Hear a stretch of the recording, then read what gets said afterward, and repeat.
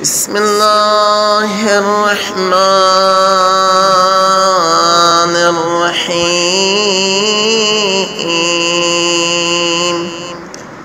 اللهم صل على محمد وآل محمد.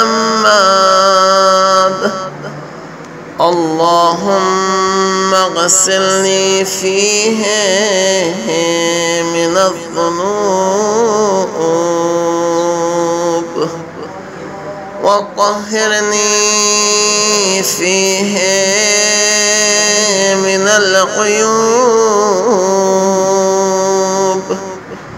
وامتحن قلبي فيه بتقوى القلوب.